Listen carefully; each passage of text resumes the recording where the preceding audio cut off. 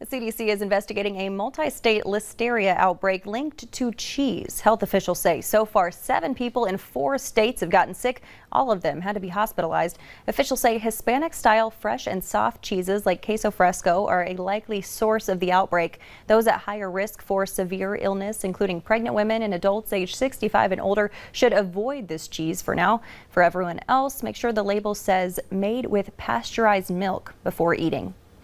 Nearly a year into the pandemic now, and many of the precautions put in place to keep people safe still face strong opposition. So what causes people to have such resistance to safety guidelines? Chris Martinez takes a look at the psychology behind the defiance. Scenes like this have played out across the country. Large gatherings to protest pandemic restrictions like mask wearing and quarantining. Health officials largely connect the latest surge in COVID-19 cases to people ignoring pleas to follow precautions.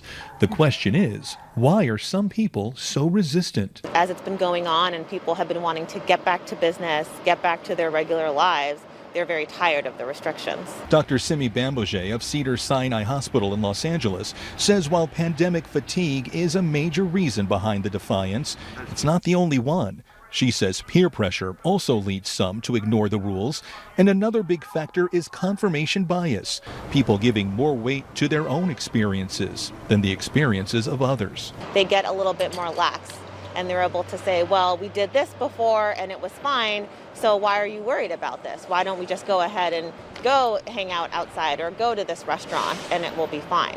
Convincing others to get on board with the measures can be difficult, but it is possible. Experts say it begins with making it personal. What is it going to take for you to take this seriously? Is it the fear of a loved one getting sick, your grandmother, and thinking about it in whatever kind of way that can resonate with you so that you can take the appropriate actions to keep yourself and others safe.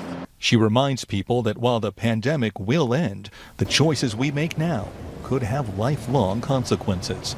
Chris Martinez, CBS News, Los Angeles.